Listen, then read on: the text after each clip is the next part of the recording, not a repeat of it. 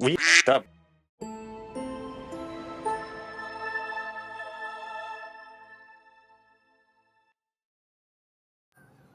Absolutely. I mean, that's why we're even having this recording. Yeah, Um, we up. Like, we wanted to make a game. How ambitious of us to, think wanting to like make a competitive, a stealth game, with a team of people who never really had experience. I mean, I guess like we have enough experience to make these small game jam skill projects, but not an actual full project.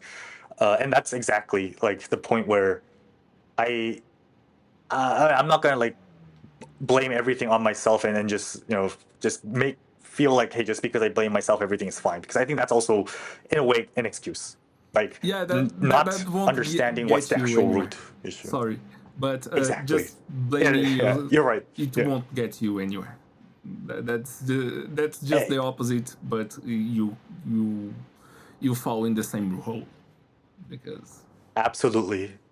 That's something like I kind of had to, yeah, learn it the hard way in a lot of ways, because like it's yeah, let's put it this way. Like, for example, when we were working on which one, like the competitive stealth, game version of it, I think we, as a team, we understood what the fun factor is, and how it could have been fun and how it could have, finished. But of course, we fully acknowledge that the game that we had at the time is just not gonna, it's not functional enough, and we still have like, a lot of rough edges to hmm polish. But there's a crucial part that I kind of swept under the rug and kind of pretended like it's gonna be all right over time, and that is the fact that if you can't test the game, um, without setting up scheduling a call, like with a team member that's like literally across the globe, excuse me, hiccup, and no you have problems. like so many, you have like team that's like across the globe, different time zones, and all like, I mean, I guess same, similar perspective, but still like, members who know like we cannot 24 hours be together, for all the physical and reasonable reasons, means that there's such an overhead just to test a single feature, like at the technical level, and even at the design level. Like, there is a huge bottleneck in when you have an idea, and how long does that idea, like how long does it take for that idea to be tested onto the game. Yeah, And I thought like, okay, after we polish this, after we fix this, after we make this smoother, um after we have like just people who are willing to play together, or whenever like we're available, I thought I was very naively optimistic about that. But in reality, like, it just, if that's like, if being a networked game is what causes these massive development overheads and infrastructure, resource constraints as well, then just I should have just completely shifted it. Like, I thought we could have fixed it at some point. I thought it would be okay. And like, for me, the excuse was, it's like, at least like I thought that everyone kind of agreed and everyone I was have okay, some but that's not how it takeouts shouldn't work. on that Yeah. specific area, but I really need to go to the bathroom, and I'll Oh, be okay, sure. back. Like, let's pause. Yeah, let's pause here. Jean, you want to say something, right? Yeah, I got some takes on that topic. Mm-hmm. I think that we made some changes in our project, and some were bigger, and others were more pivotal Mm-hmm. and less drastic. And I think that I I would have risked to launch uh, some of those games. Uh, Mm. at least one online competitive build.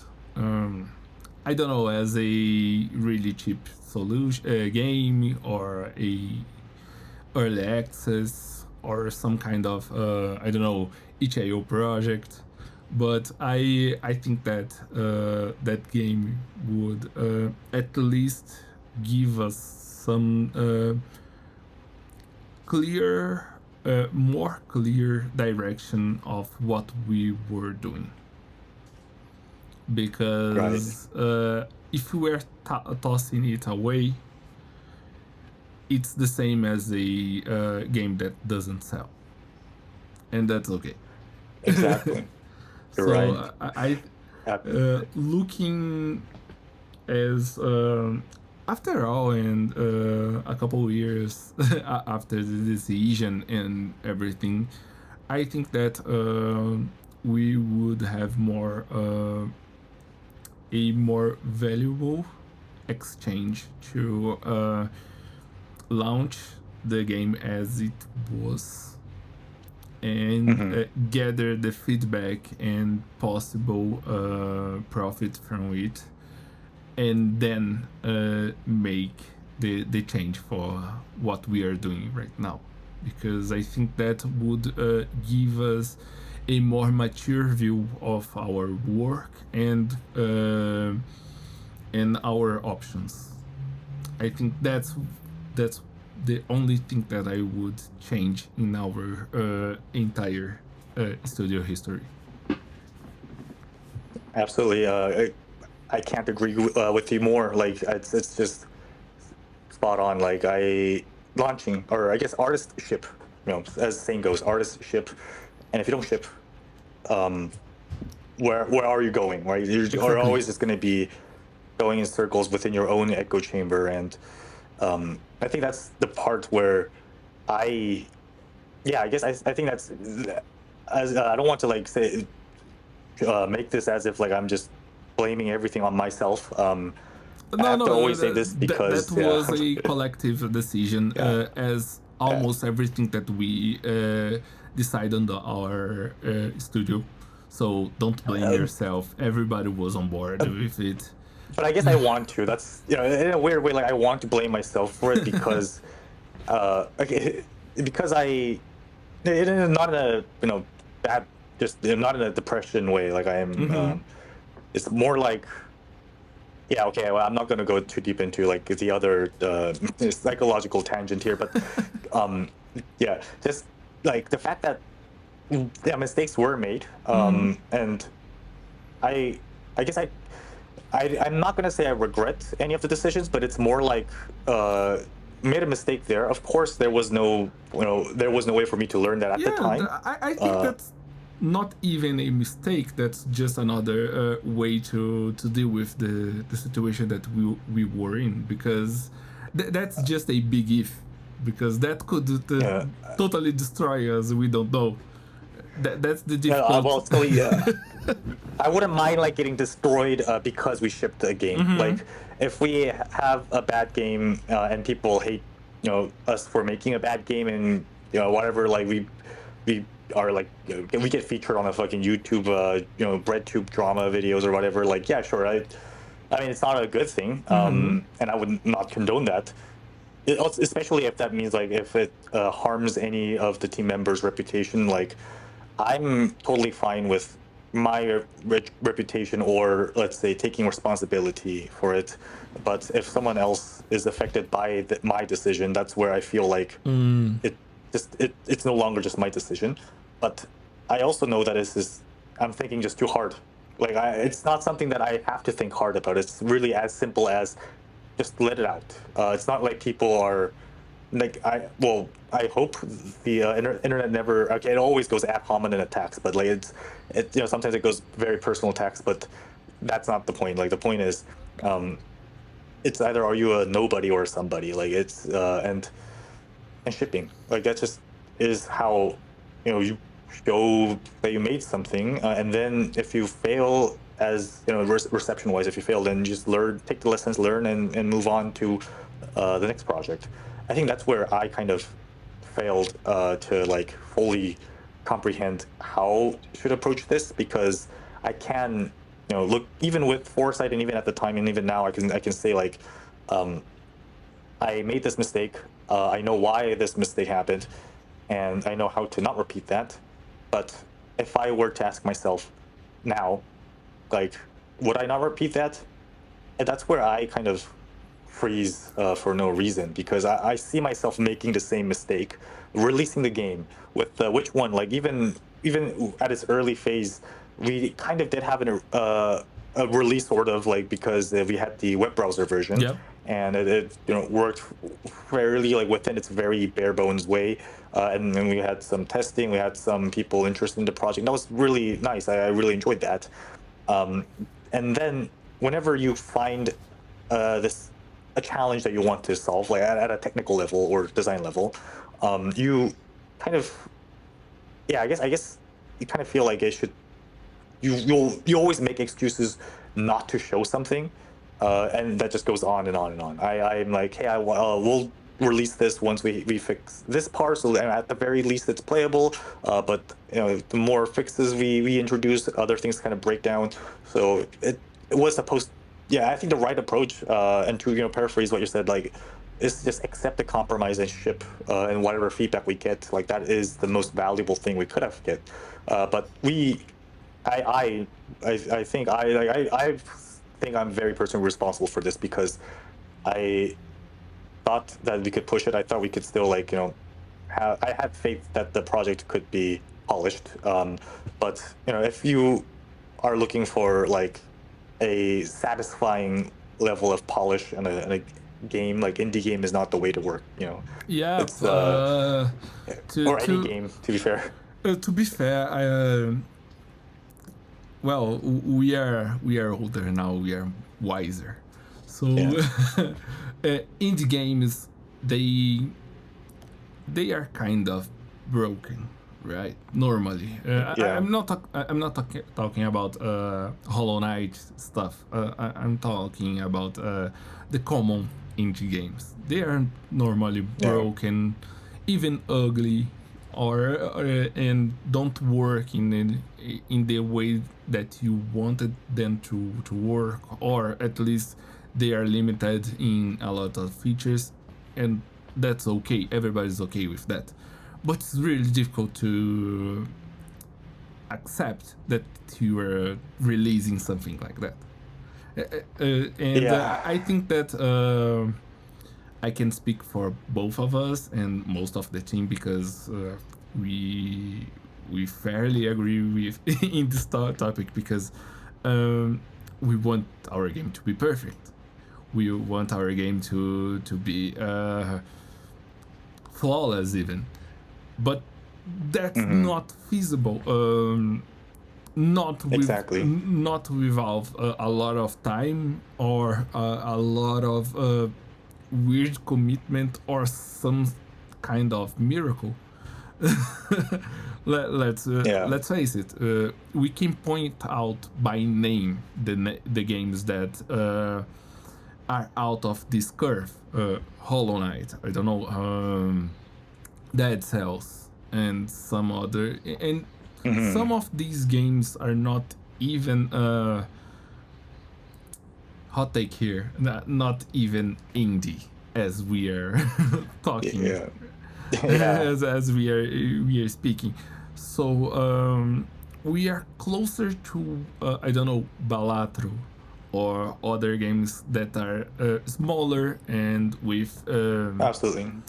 with a smaller scope and smaller features. And I am not saying that these games are bad, because I played a lot of Balatro. I have Balatro in my PS5. I have Balatro in my cell phone, in my iPad. Hmm. I take Balatro everywhere because I'm always playing that. But let's face it, it's not the prettiest game in the world, and it's not the most complex game in feature wise or other things. It's just fun, and Yep. I think Absolutely. that's what we are. That's our major mistake. We were pursuing perfection, and that won't come. because we think It's that I don't know, Hollow Knight's perfect, but if we ask for Team Cherry, I I can bet with you that they would point out a lot of things that they wanted to change in the game. I was about to say, I was about to say like, every game is broken. Like, there's no such thing as a perfect game, and there will never be. Like, probably the closest is Tetris, to a perfect game. But even then, like, you're gonna have a religious battle against like which version of Tetris is good, because you can't just have one. Okay, if it's Yeah, perfect, then we're gonna. I can guarantee you, if there's anything that's perfect, not just games, but like literally anything in existence, like of human beings, that has this social perception of perfectness, people are gonna make a tribe and then like their own faction within that perfectness, so that we are more perfect than those other lesser perfect people. That's how tribalism works, and artwork I think is like, it kind of in a weird way where, not just like as a community of game players, being having being part of a conversation, but even when you're making a game, like you are in a way voting with your talent to say like which mechanic you think is objectively better and worth more people's time, than other mechanics. And that's why some people prefer to work on certain games, and some people would not like to work on certain games. For example, for me, like I mean, I guess now as I grow older and more jaded, like I wouldn't mind a typical cash grab mobile game. Yeah, I guess I'll be fine with that if it pays the bills.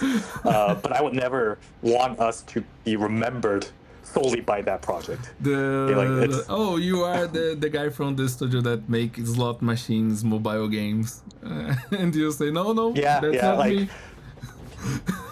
But then again, like that's how kind of everyone starts as well. Like the Mm-hmm. Yacht Club guys, guys who made the Shovel Knights before they went to Kickstarter.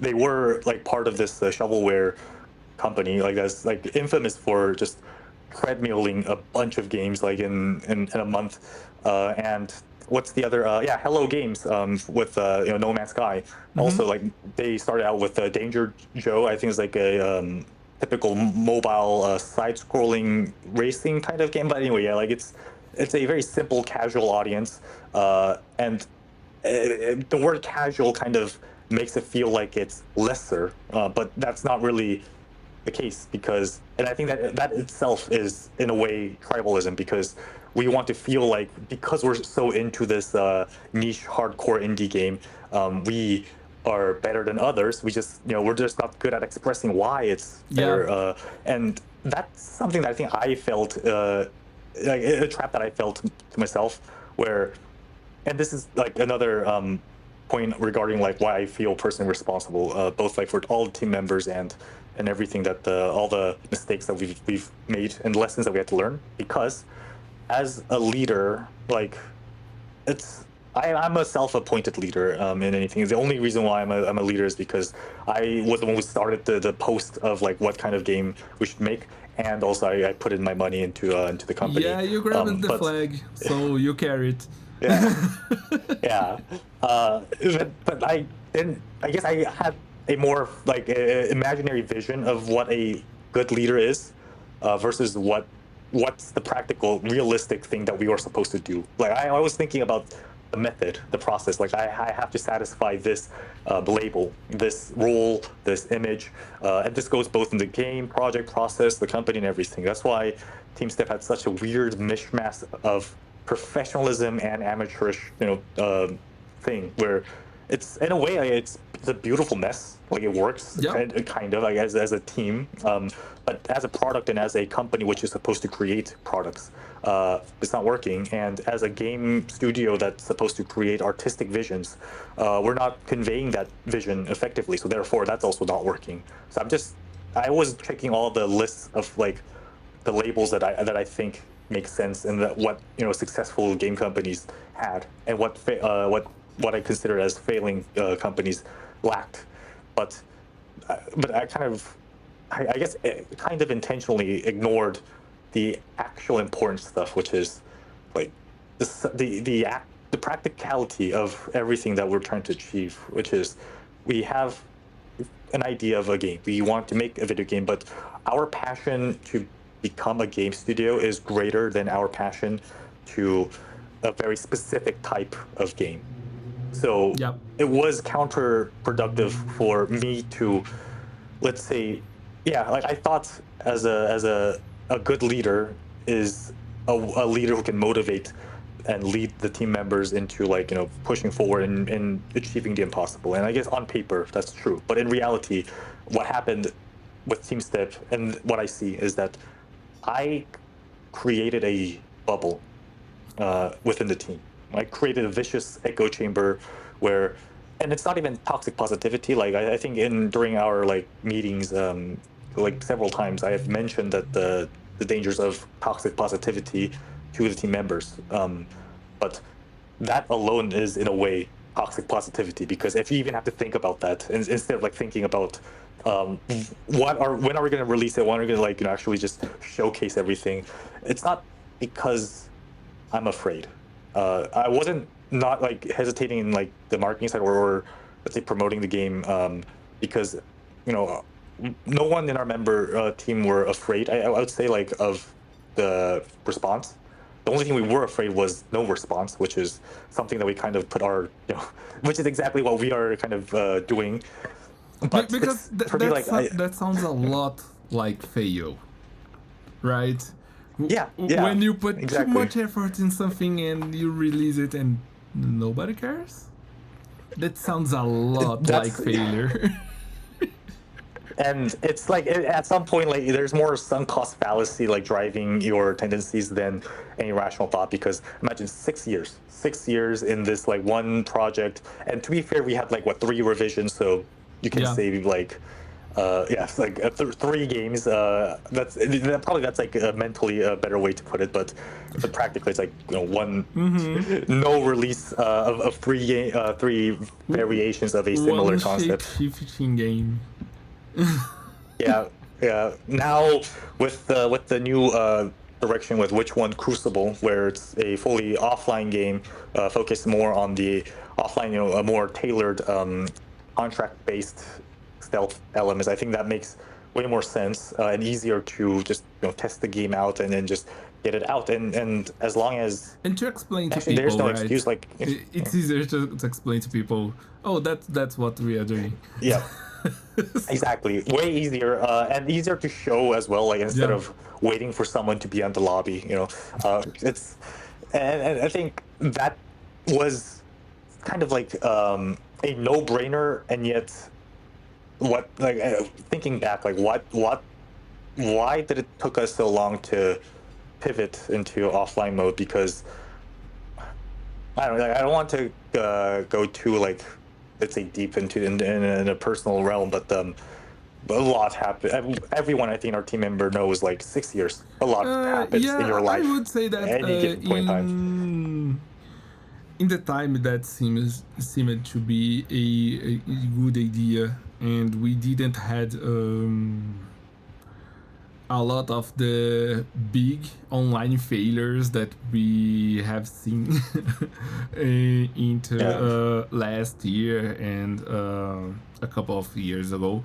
So I think that was more like a spirit of that time, because everybody was trying to do some kind of interactive game experience and some kind of a online experience.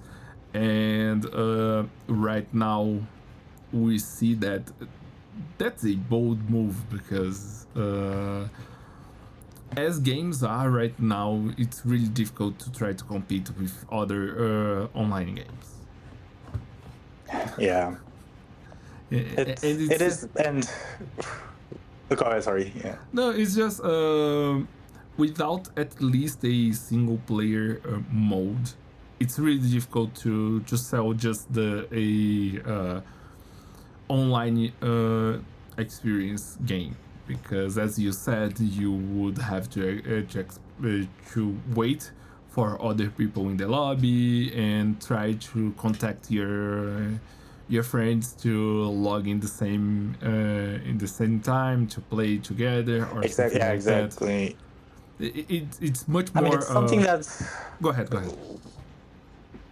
sorry. Yeah. Sorry to interrupt you there. But what I guess like as you said, it's those factors that's involved in a multiplayer game is something that I think it is kind of a no-brainer if you say it out loud and then you really like think about it.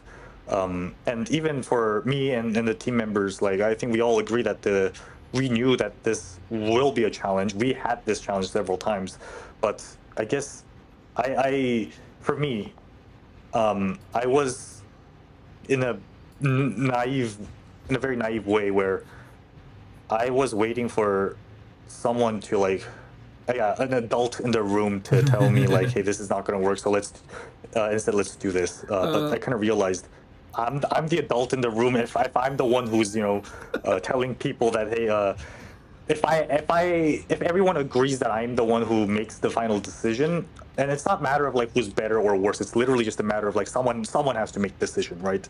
If so, that's like just more of a happenstance, but that is also what makes someone a leader, and that's something that I completely failed because I thought like, okay, we have this, team is always talking, and we're all like very democratic, but that also means that we are kind of careful not to step on each other's foot or Yeah. to offend others with certain opinion. And I feel like I made this my intention of like trying to increase the morale of the team member was interpreted in a way where, and this is just speculating on my side, so correct me if I'm wrong, but I for the way how I interpret it was like the members think that I am like I am personally passionate about having a multiplayer stealth game.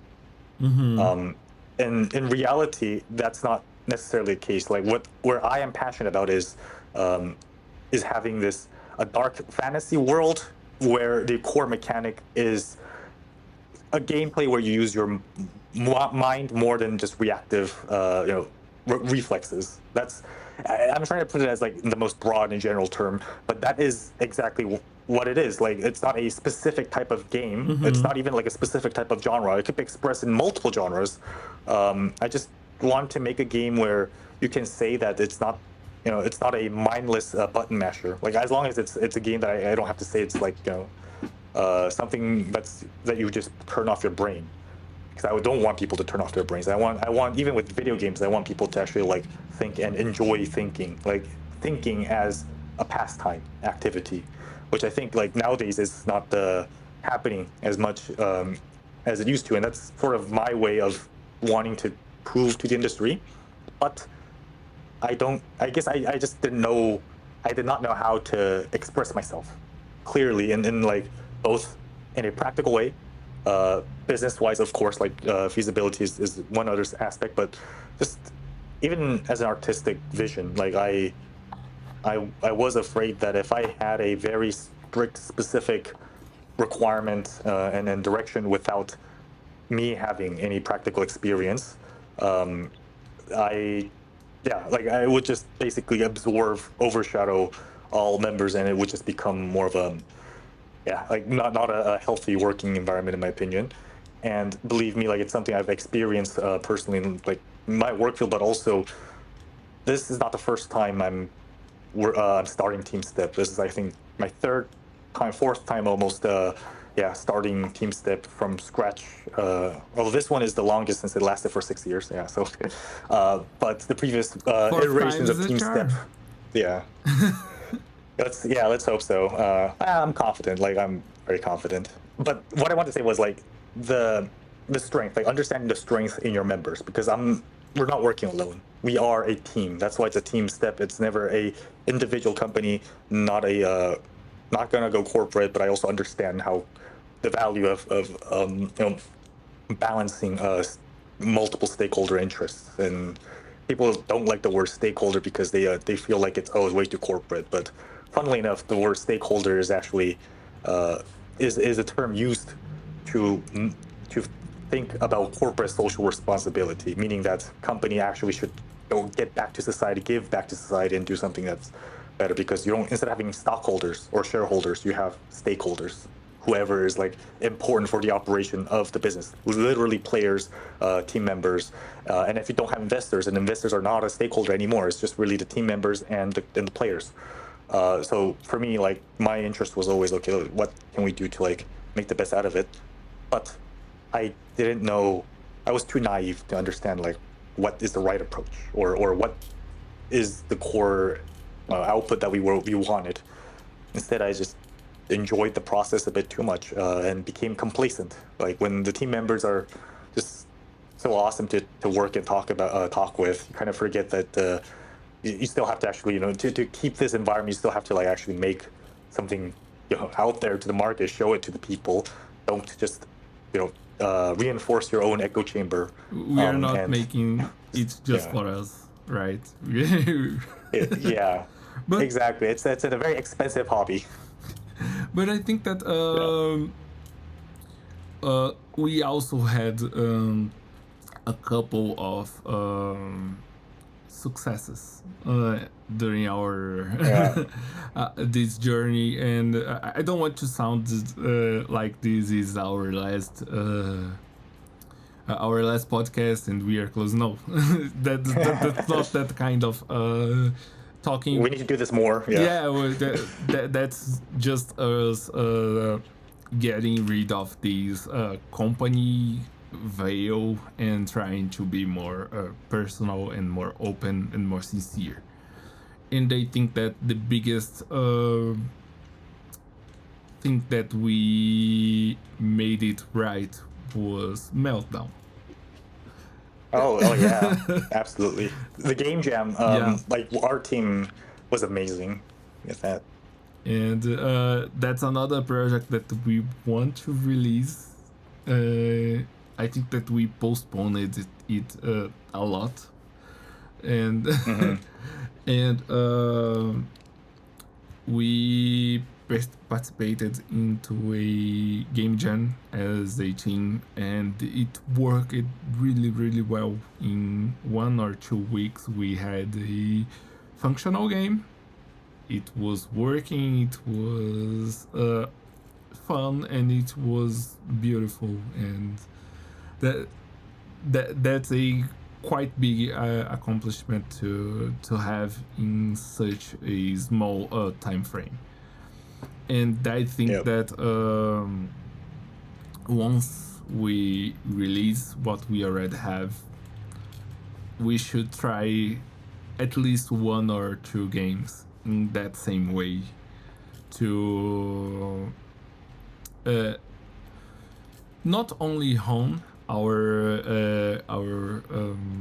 skills and to come with other games, but to also show to us what we can do and what path we want to go after a Hmm. 6-year project, because I think that's the, the best way Yeah. to clear our minds to new projects.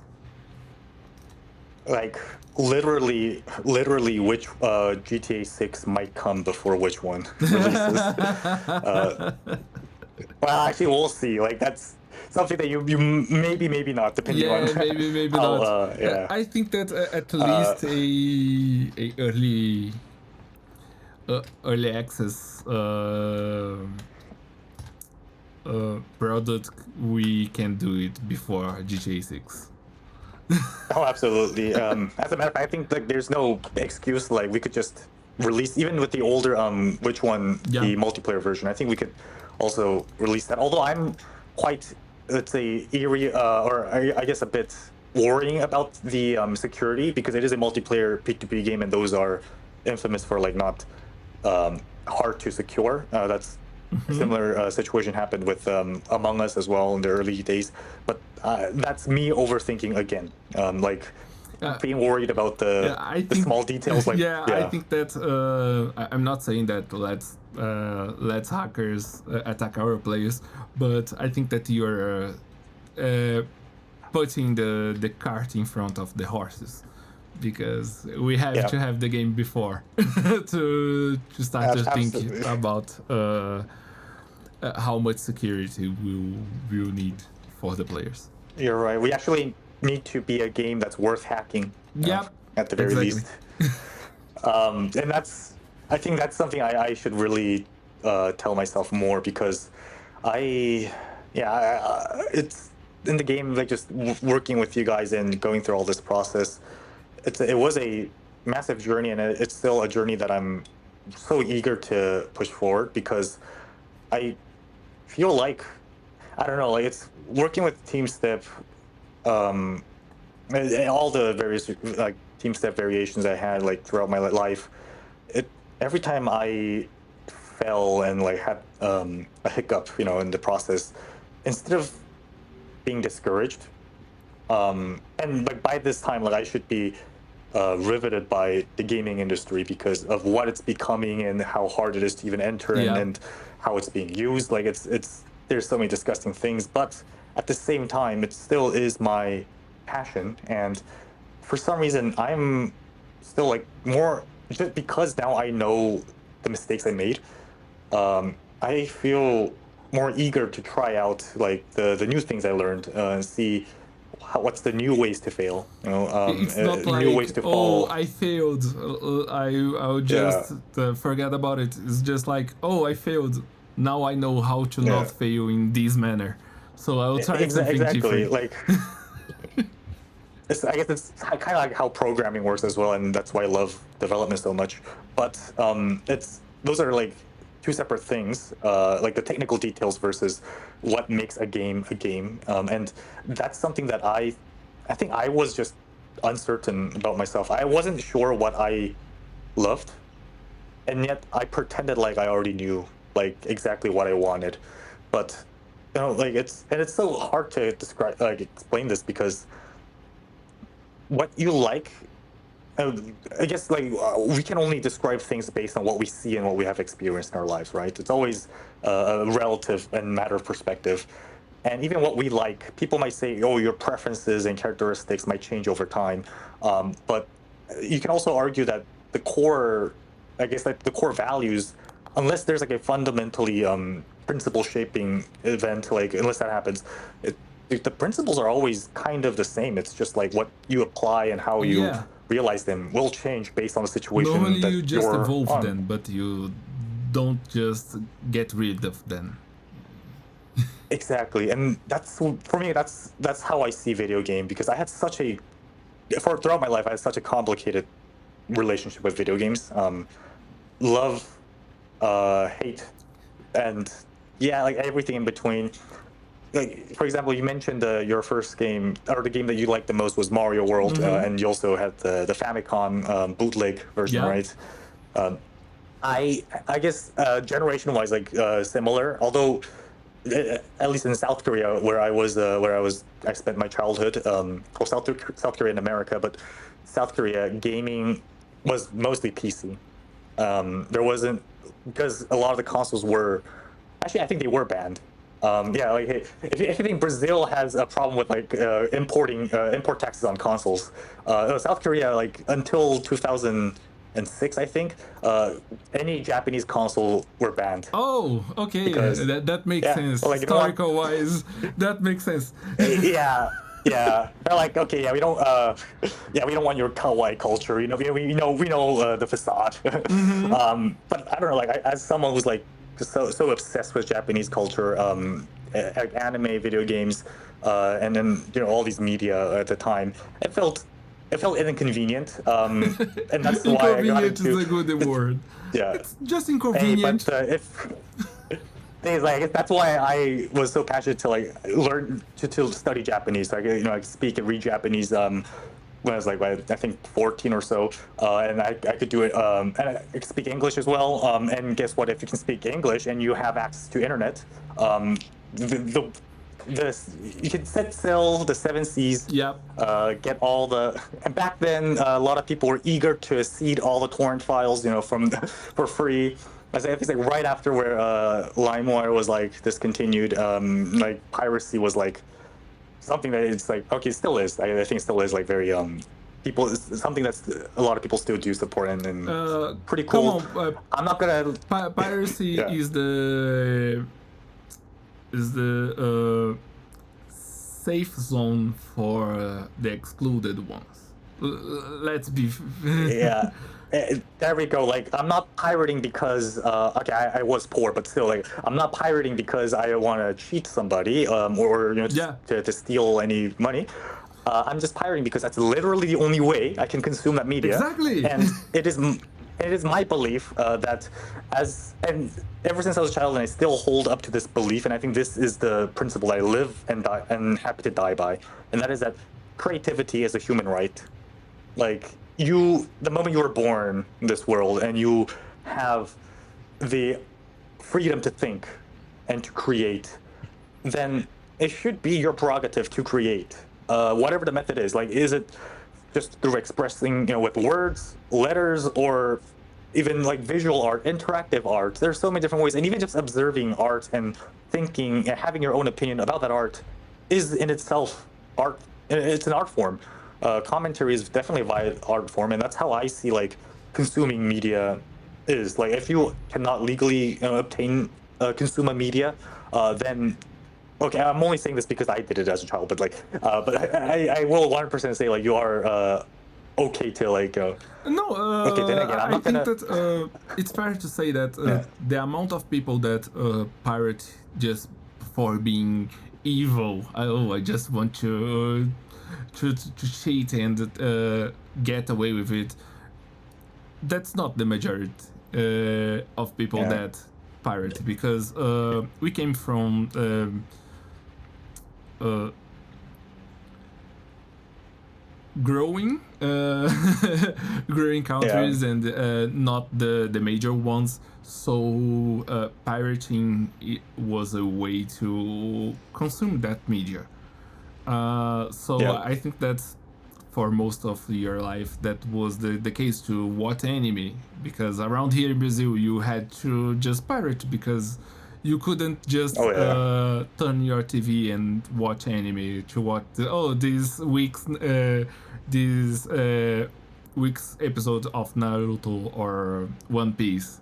That was just it wasn't available, simply like that. Yeah. And pirating was the way that culture here in Brazil grew so much. And now you can just turn on your TV and watch on Netflix most of the major animes here in You Brazil. either watch it on Netflix or Crunchyroll or Crunchyroll, Disney yeah. Plus or. But here's the thing, like now we're going to full circle where, okay, how many subscription fees do we have to pay to just like Oh. watch this one anime? And at that point, it's like, hey, piracy again. No, Yeah, yeah. it's okay, I'm not gonna condone piracy legally. I think it is bad, and if Nintendo is funding our studio, then I will gladly denounce piracy and lose all my spine. Okay, so I'm morally flexible. Okay, I'm morally flexible. Okay. Because we are recording, and that's why I don't want to yeah, I don't want to be that guy who's like, oh hey, fucking getting arrested for like a piracy crime I did like several years, Yeah. decades ago as a child.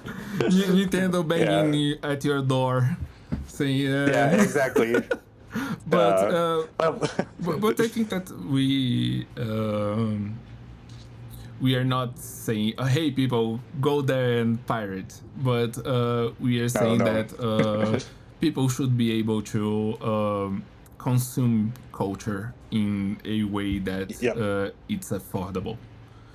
And Consume and produce and interact, Yeah. like just anything that's like making yourself cultured and being able to express yourself. Like that is what I believe as a fundamental human right. And video game companies, like one out of many ways for me at least, like I feel is. And to quote like Phil Fish, a controversial game designer, but to quote him from the indie game documentary, video game is like the ultimate media form. It combines every form of artwork and media that we have created in our entire humanity, right? Yeah. And I can say like confidently that even in the future, this would still hold, because by definition, if it's fun and it has choices, then it's a game. Uh, so anything could be a game. Board games are a game. It doesn't have to be digital form, Yep. but it's. And I think that's like such a beautiful thing that I was so captivated with, so obsessed, and then wanted to. Yeah, my entire life was just chasing that, but in the most convoluted, long way possible, but still like chasing that in my own way. And that's why like when Team Step had to kind of, let's say, have the development hiccup, it felt quite discouraging in some time when vast majority of the members leave, and not enough finances to sustain the company or even myself at that point. But at the same time, like I don't regret anything. I just the only thing that I just feel frustrating is when I don't know if the lessons I learned is correct, and if I would do something differently. If I now that I have the chance to do it again, it makes you feel a bit more cautious, I guess. And that's part of growing up, of Yeah, course. I think that I can say into a more artistic view of the Yeah. whole scenario is that making video games closer to create art than to create a business, and Oh yes, and absolutely. into the art world and stuff like that. I think that the the best way to see the things is you just don't know. And Yep, and absolutely. the more that I am around this industry, I can reassure it, because you just don't know. You have to try it. Of course, you have lessons to learn in the way, but if you don't make the mistakes that you have to make, that also will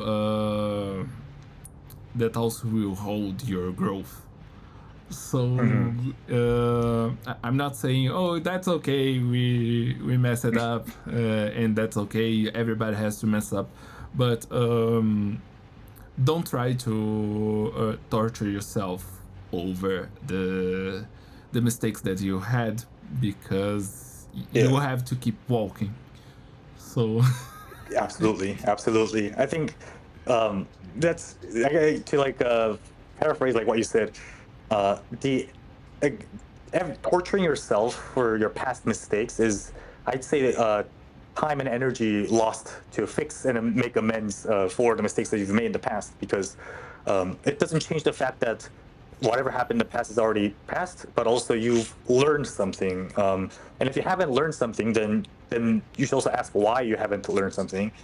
And for me, I think it's because I I think so what I learned as a leader and what I kind of put myself accountable, responsible for it, is it's really the fact that even though I had so many great people who were willing to support me, and we as a team went to a lot of places. Like literally, we had a booth in Gamescom and in GDC. Being able to travel the world as an indie game studio that literally was kind of like just started and officially yeah, speaking, and underfunded, but also full of passionate team members. That's such a beautiful thing. That was amazing, and I love that so much. But that's really just a process to deliver something. That's not the end goal. yeah, That's not the end goal that we're trying to go for. That doesn't make not attending a conference doesn't make you not an indie game studio. Okay, it's like an indie game studio is defined by the game that you actually release and people love, yeah. or hate, whatever. Like as long as you release it, Going you're to already better than us. Okay, going to conference, it's almost the opposite, because sure. you're there just trying to showcase what you did. So you're not. Yeah, I'm not saying that's not the indie game studio work to be at a conference, but that's not what you are doing. You're doing that for the games, for people to exactly. play. So And I think it's understanding like what you are trying to get out of, and what you're doing it for. Like I think that's very important. yeah. and even understanding like the talent that's around you, and especially like if if I'm in a leadership position, and it is my responsibility to make sure that people with the right talent and interest are able to focus, just solely focus on their work. To of course, like we can have inputs and exchange and everything, but um, we should not drag someone down to limit their abilities or their talent, just so they can match, their talent to their standard with someone else, or your standard to theirs, because we're all different people, and that is the thing about artwork is there's no objective good or bad, and artwork is not that you can't have a a KPI or a performance indicator of an art output. You can't like pay someone twice the money to get twice the quality. Okay, like the quality kind of stays as just more of an auction at that point. Like how many buyers are Yeah, out there in the market. it's not just throw money at that and see it Yeah. grow infinitely. Here in Brazil, we have this phrase that 90 pregnant women won't make a baby in 1 month. So, Actually, I think that's also I think that's also a saying in America. I oh, think. Yeah, but I know it's something similar. Yeah. okay. So Yeah. that's the idea. It's not just throw money at Yeah. something and it will be done quicker or better, because Yeah. that just don't work. We have a lot of big studios, huge studios, making shit games, and definitely that's not a money issue, right? Uh, Yeah. so It's always management, and I'm not saying like management in the sense like all directors or executives are the problem, because that's also oversimplifying it.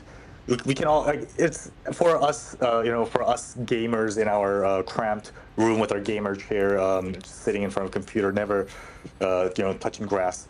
It's easy for us to like blame the executives and the business guys, but the thing is like they are also kind of in a very fucked up way, kind of the heart, because if a studio is each part of your body needs to work together to move forward.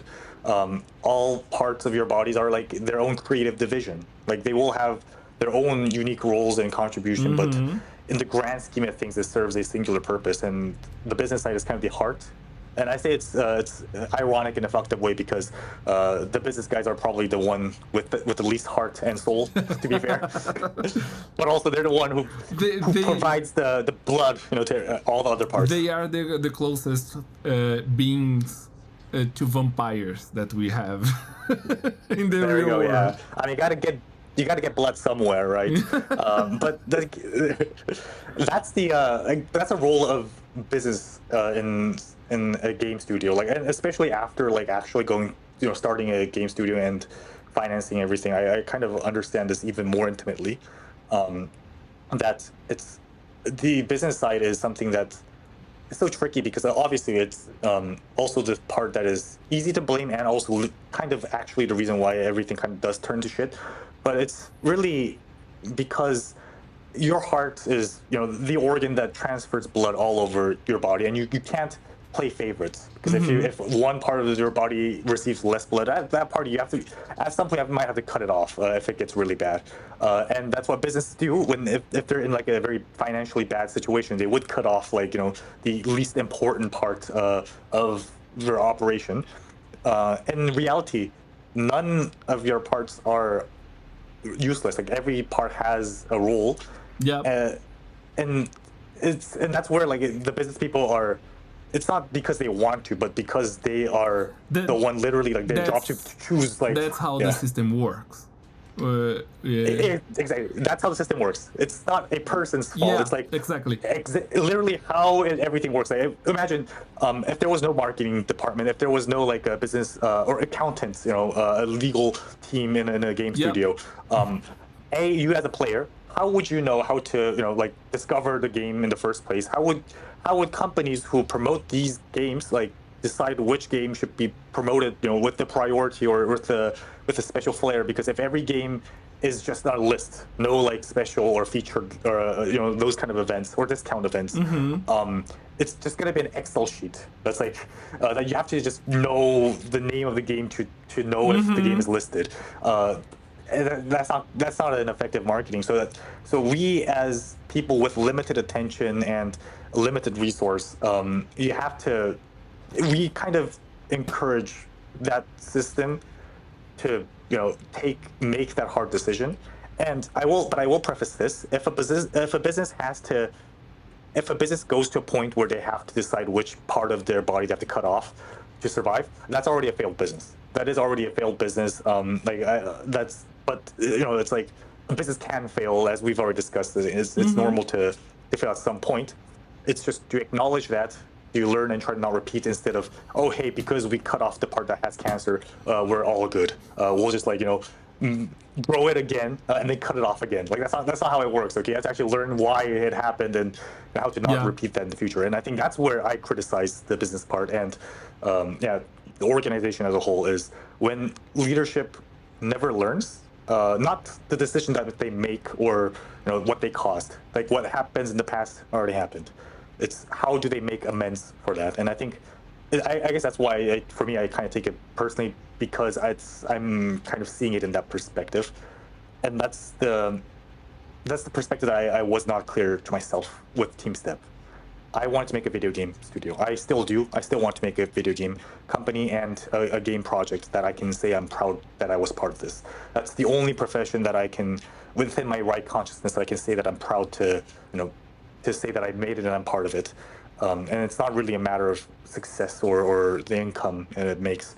It's really just the fact that I can be myself. It's personal. Yeah, it feels free. Like I don't have to pretend like I'm someone else to survive the next day. If I can, even if I live in a fairly poor, barely surviving environment, if I can live honestly and freely, in the sense that I can just focus and be happy with what I'm doing without being worried about the future, which of course it's like both financial but also profession wise. Like it's always a balance. And there's no such thing as one single thing that that's gonna solve everyone's problem. But I think video game for me is like kind of that good balance that I was always looking for, and something that I thought I knew, but I had to kind of realize that recently with just thinking back, because team members and talent. For example, Michael, like our designer, he's such a talented guy. Like he's not a sophisticated programmer in the sense that he's not a system architect or someone who optimizes systems, but he is a quick pragmatic prototype developer, and also has a knack for design. So when Michael first joined the team, he applied through the programmer recruitment page. So I kind of assumed that he wanted to be a developer, but he is a designer, and he told me so, and I saw his project, so, and I acknowledged his skill in it. So if I saw that, I should have passed on the torch, not really passed on the torch in the sense that I was giving up or anything. It's have him as the also lead the design part, the right part of the project to the right man. Because I was a designer at the time, and I took on that design role, so I thought I had to stick with it. But no one said that, and probably it's not the right approach, objectively speaking. But of course, no one also had no one was willing to voice that out, because of course, if you don't want to offend other people into thinking hey, because by saying that someone is more talented, in a way it implies that person is less talented. But it's always hard, right? We should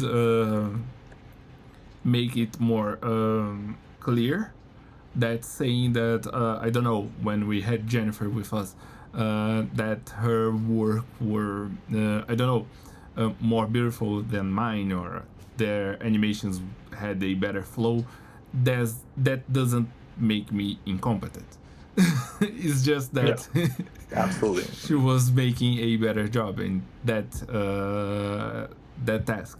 So I think that this can be one of the takeouts from this talk that we are having, that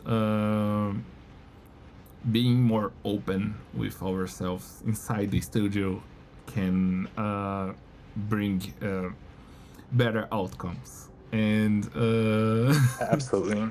I'm not saying that that will work, but I think that's best. That's better than what we were doing before. That's just not Yeah. changing what we were doing, but now seeing that more clearly, I think that's the best way to drive our studio. Is that if we see that someone can do something better, and from open heart, just say, "Oh, can you take that task?" And I think that, Yeah. by the way, I think that this studio is the best work environment that I had ever. So I have to give that to you, because in Oh, any, even our studio. Oh. yeah, our studio, yeah, Okay. because we never had something like the God's choice, something that someone that would say that we were doing something, and that's the way. Especially in the first pivot that we made, you came with the idea, and everybody gathered up and said, "I don't think that's the right way." And we started Yeah. a small game jam inside the studio, Yeah. Oh, yeah. just to put the both ideas at proof. And I think that's our biggest strength as a studio, because everybody has voice, and everybody can say what they think. So I think that that's Absolutely. already something that we have, but we can improve it even more for this new year. And I mean, it goes both ways, really, because I'm just an initiator. Like, it's really the team members who are so awesome. Like, you and Michael, and all the members. I could just go on and on with all the names, but probably make doxing somebody. Yeah, but yeah, no, it's just the members. I just cherish like the moments that we have these internal game jam to discuss ideas, to select something, and it's because the members were so accepting and chill, and I know that you guys have talent and talent and ideas and a vision, but also reasonable enough to understand that we're not doing this alone, that we are working together. So maybe you can say compromise, but it's really, I want to say it as a complementing each other, right? And that's why I guess everything really worked well together. It's members who really put in their passion. Our developer, like Helena and Rahman as well, and Sunsake, when they were here. Helena's still working with us, and it's like people putting, I guess, yeah, like trying to see how to fix this and understand the grander perspective, but also not hesitating to voice out what they think. I think that is probably the best environment any studio can want, and it is our advantage that we have as a studio that we should use. If we don't, and we are using, but yeah, I think we can do better. Yep. So to end this like a 2.5 hour session, I guess if you edited it, it's gonna be much shorter. But let's end it in a final closing question. So I guess the overall theme is learning and past mistakes, but also, our journey as a game studio. So my question I guess it's for you and me, it's, what would you say to people, to a young kid like yourself, let's say, you 6 years ago, or someone like you 6 years younger than you, or a generation younger than you, coming to you and say like, hey, I want to start a game studio, or I want to be part of a game studio. I want to make an indie game, um, and but they're so like their eyes is like burning with passion, but also they have no clue where to even start from. What would be your advice? I think that what I would say is that don't try to follow someone's path. Try to create your own. What I what I'm trying to say is that Deep.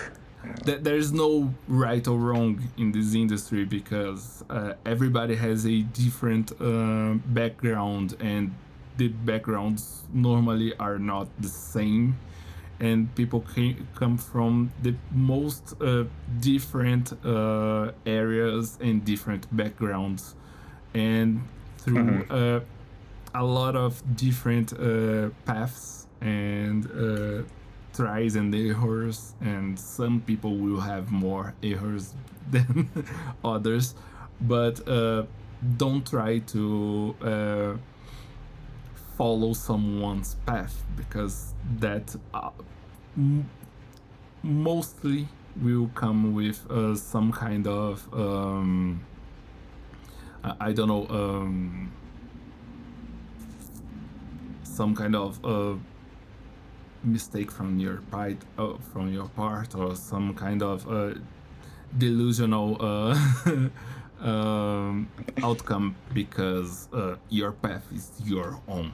So if you want to make video games, but I don't know, you are making pharmacy university, our sound guy was that guy. Oh yeah, So Mark is yeah, amazing guy.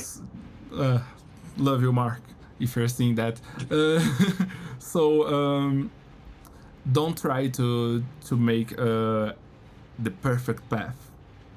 That it doesn't exist, that such thing. So just Yeah. do what you can, and try to trust in the process, and learn the best you can from people, but don't try to copy them. That's very deep. Thank you. And I can be deep sometimes. And how about you? No, you're always a very deep person. Oh, thank you. For me, so for me, like, I guess I'll just pretend like I'm sending a voice message or a video message to like my 14-year-old self, way back. Maybe 12-year would be more appropriate, considering that's when I started programming. Whoa. I'll tell him this, like, that's when I started programming, because I wanted to make video games. Because I was so excited to make a video game, have my own game company, and just work be known as a game designer. And I'll tell him this, the 12-year-old and 14-year-old that's watching this, and myself. You can have a hell like in front of you, like for the next decade and more. It's gonna be hellish. You starting an indie game studio, like, probably the most insane career path like you'll have if you're not working for another studio to like gain experience. If you're just headbutting first and spending all of your quitting your day job, spending all of your savings into your game studio, like it's a fucking crazy thing that no one should ever do. But even if, despite my discouragement, you still want to do it, like, what I can say is your path is, no one has a right to say wrong with what you think. Like, to my 12-year-old self, you're not wrong. Like, you were right, and you will be right, because I will prove you right. I don't know how many years it's going to take, but all I can say is that I can feel getting closer. But no one really knows the answer. It's just, do we have, did we spend enough, time, effort, and our soul to be convincing enough to tell the world that this is worth it, this is the answer. This is just a big convincing game. And if enough people are convinced that what you're saying and what you're selling is successful enough, then that's how you define success. So just be brave. Don't be afraid to try out something, and most importantly, never stop taking that first step. Like always take the step to move forward, to do something, because at the moment you stop, that's when everything kind of stops. You can always take a rest, but if you know that it's a rest, so they can take a bigger leap later. That's still like, in a way, taking a step, one by one. Just don't stop. That's the only thing that I regret in my life, past couple of years, is times when I just stopped and tortured myself for the mistakes I made without making any meaningful step forward. I think that is the worst way to waste your time. And I still have a lot left, and that's why I'm hopeful that, with enough tries, we're gonna get there eventually. And I'm willing to, yeah, I do not regret anything, and I know that I can do better, and we can do better, and have faith in the people who support you, and find people who's gonna support you. Because I think being alone is terrible. Just don't be alone. Yeah, that definitely, that's the best takeout. Don't be alone. Try to anyone that say to you that you can just do that alone by yourself. This person is just straight up lying to you. Right. Well, yeah, because they saw like Stardew Valley or Undertale, and they're like, hey, one person can do everything, but you kind of forget like the harrowing journey they had to go through to realize that artwork. Like, I have mad respect for those creators. It's absolutely like amazing and unbelievable what they were able to accomplish. But I also acknowledge that I am not that kind of person. Like, I cannot work in isolation. I mean, of course, even they didn't work in complete isolation because they had the community. What I was about to say, because they had they had their own support nets, and especially other people that were working with them. I know most of the things they done by themselves, but if you see the credit screens of each of these games, it's not just one name. Come on. It's a lot. Yeah. So video games are done collective and are made for a community. You're not making a game for one person, you're making for the collective. So video games are collective. And absolutely. What I can say about what you said for your 12-year-old self, I think that he would look at you deep in the eyes and say, wait, what? We have a game studio? That's worth it. I'm 100% sure that would be the answer.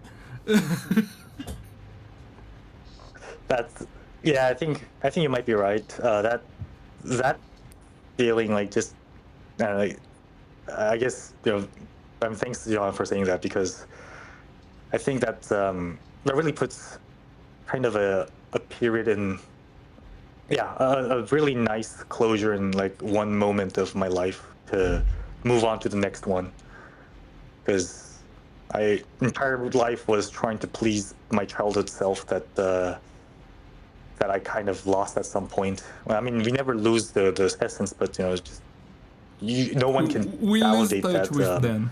I know. Exactly. Yeah. But yeah, like if I want to believe that I made him proud. 100%. If you said to them, I went to Gamescom with my game, I went to GDC, they would be mind blown.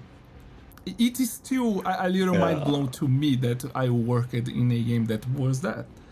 So I'm sure that you are not letting your 12 years old self down. Definitely not. Yeah. True. Now I have to uphold to my new standards and my new vision of how we want to move forward, because Jean, if you were mind blown by what we as a team were able to achieve, I mean, maybe not like practical achievement, but still, I think we did a lot. That's just the tip of the iceberg because I think we can do a lot more. If we Yeah, can baby. achieve did what we did like without with no funding, no game under our belt, and just okay. It sounds pretty terrible for a game studio standard, but still, hey, Phil, like I'm still quite happy with what we were able to achieve as a team. Like it's so beautiful, and that's something that I'll definitely like cherish, and also want to promise that I'm also hungry for more, and to see more, and I think no, at least I know what mistakes we've made in the past and how to move forward. Pivoting to offline, more frequent communication, and not being alone. Just not being alone. Even if it's within a team member, like if we know we're in a bubble, then let's make that bubble so big we can invite the entire community into that bubble. I think that's the way to go. Definitely. I think that we had some good advice in this talk. Probably some shitty ones too, but that's part of life. So I mean, we're not a successful studio at all, so I don't know how valuable our advice would be. But I hope the people who watch this video, like, I hope you guys are somewhat motivated, and if you have any passion to start your own game studio or make a game project, start a side hustle or something, like don't be afraid. Like don't let other people say what you should or shouldn't do. It's just because you're the only one who can decide what is meaningful for you. And if you don't know, ask your childhood self. Talk to your childhood 12-year-old, 14-year-old self and ask him like or her what they like, what they would have, be proud of, what they would feel proud if they were to realize, like, they're, even if you haven't achieved exactly to a T of what that person wanted, like even if you're remotely close, I think that alone is kind of a good indicator that you are heading towards the right direction. Because definitely the world is round. It's not linear. If you go fucking all over the place, just don't stay in the same place and pretend like we finished our journey. Definitely. That's what I would say. What I can say is just that the person that I was 6 years ago could not dream of what I accomplished and where I am right now. I think that that's the same for you because you changed continent in that meanwhile. So I think that even a broken indie game studio can bring you into a lot of different places, and I think that this year we should try to not be broken anymore. I think that's the best the best strategy for this year. As long as we don't give up. Yeah, definitely. Yeah, there's always hope, and we can bet I'm not going to give up anytime soon. So yeah, I think at this pace, I think our ADHD is gonna like prolong this conversation for the entire night. So let's put a period here. But it was an amazing conversation. Thank you so much, John. Yeah, thank you. Thank you everyone for watching. That was really good. Thank you everyone, and stay motivated and let's do games, one step at a time. And stay tuned with our new updates. Yeah, we're gonna have more of these. Yeah, for sure.